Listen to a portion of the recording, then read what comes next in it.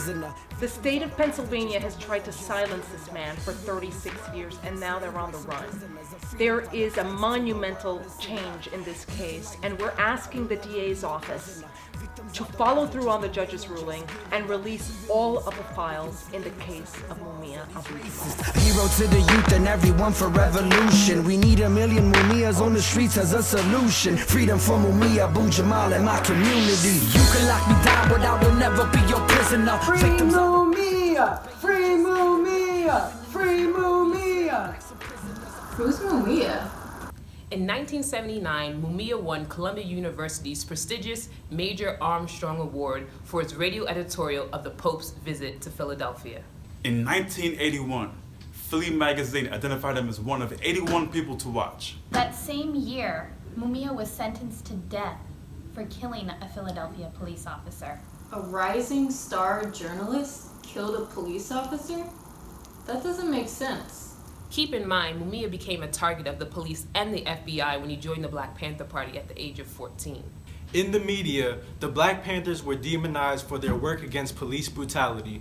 In reality, they took care of the community and launched a free children's breakfast program, legal clinics, and community health initiatives. Mumia's FBI file contains a photo of him with the word dead written on the back. The FBI couldn't kill him, so the Philly DA and police framed him. And he's been in jail for 36 years. Now, a landmark Supreme Court ruling could overturn Mumia's conviction. What did it rule?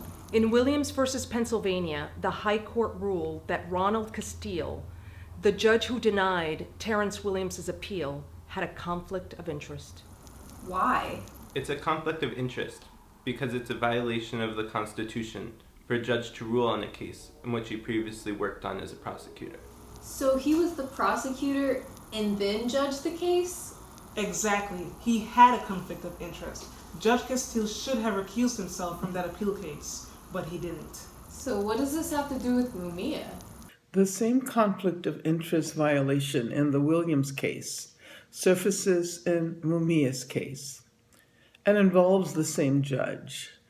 Ronald Castile was a prosecutor in Mumia's case and later a judge on the Pennsylvania Supreme Court. He reviewed and denied Mumia's appeal. Oh, no conflict of interest there. Not only was the judge bought off by the police, so was the DA.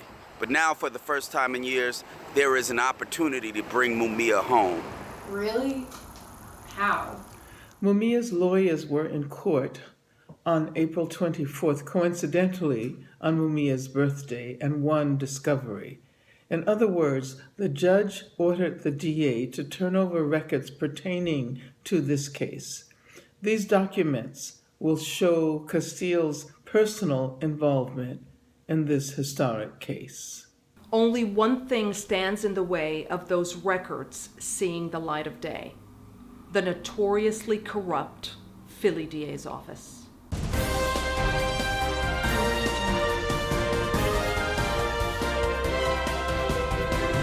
And now, an abridged history of the Philadelphia DA's office. What happens in a DA's office is that the way you move up in a DA's office, the way you move up to higher units and get more responsibility and get more prestige is by getting convictions and doing well. And doing well in a prosecutor's office is perceived as getting convictions. And the more aggressive you are, the more convictions you get, the more notches in your belt you get, the more likely you are to move up and into more prestigious roles within the DA's office. So the problem with that is that can, doesn't always, but can create some injustices along the way and some unfairness and some loss of that original purpose of trying to do justice. Wait, isn't the DA's office supposed to be like the Hall of Justice?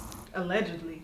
But politicians build their careers on winning convictions, and justice rides the back of the bus. How do they win convictions exactly? Exhibit A, the DA's training video on how to keep black people off the jury. You're there to win, and in order to win, and the defense is there to win too, and the only way you're going to do your best is to get jurors that are as unfair and more likely to convict than anybody else in that room. let's face it again. There's the blacks from the low-income areas are less likely to convict. And as a result, you don't want those people on your jury. And it may appear as if you're being racist or whatnot, but again, you're just being realistic. You're just trying to win the case. That's fucked up.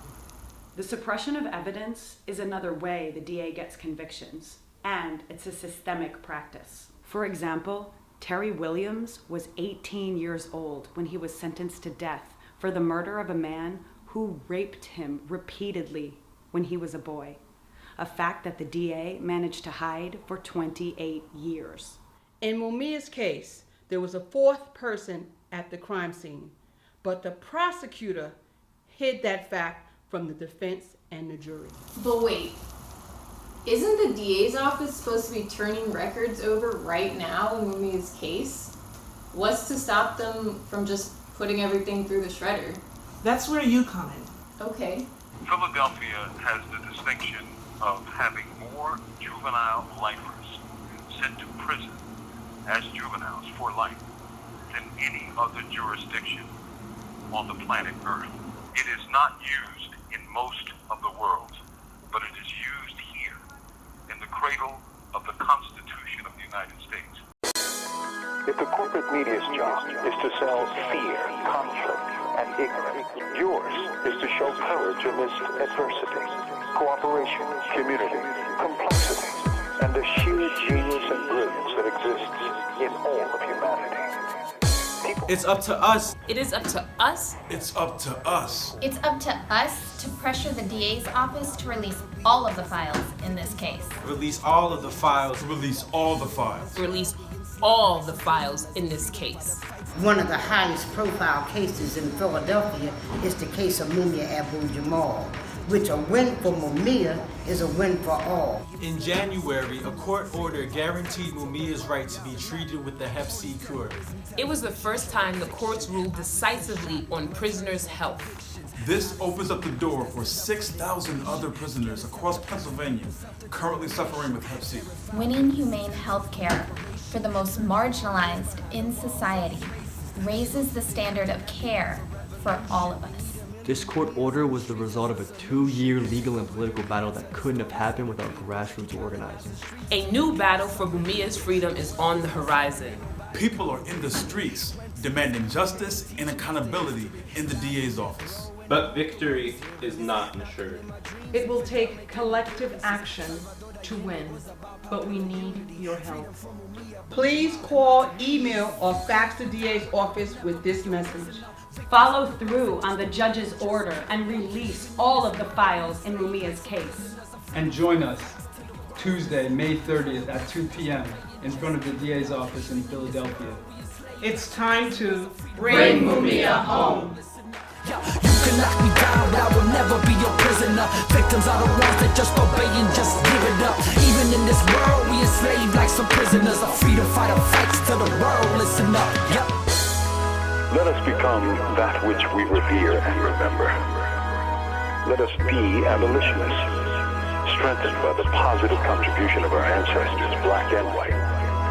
Let us struggle to make progress. Let us build the movement by making it blacker, more Latino, and more working class. Let us understand that social movements change history.